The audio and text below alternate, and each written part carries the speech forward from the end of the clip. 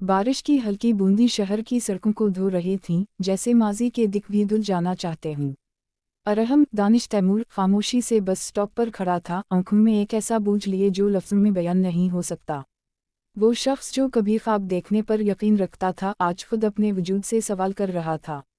उसी लम्हे ज़रनाब खबा बुखारी सामने से आती है, सादा लिबास मगर आंखों में अजीब सी रोशनी।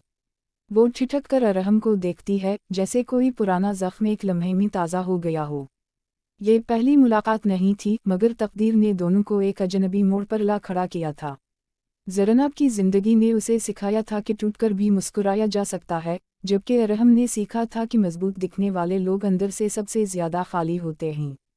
दोनों के दरमियान चंद लम्हों की खामोशी होती है, मगर वो खामोशी चीख चीख कर बहुत कुछ कह रही होती है।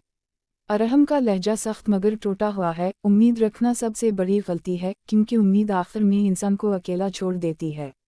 ज़रनाब हल्की सी मुस्कुराहट के साथ जवाब देती है, नहीं, उम्मीद वो वाहिद सच है जो इंसान को जीने का हौसला देता है, चाहे सब कुछ छन जाए। ये जुमले सिर्फ बात नहीं होते, बल्कि दो नज़रियात का टकराव होते हैं। अरहम के लिए ज़िंदगी एक अधूरा वादा है, जबकि ज़रनाब के लिए ज़िंदगी एक इम्तिहान, जिसे हार कर भी जीता जा सकता है। बारिश तेज हो जाती है और उसी बारिश में दोनों के दिलों के बंद दरवाजे हिलने लगते हैं।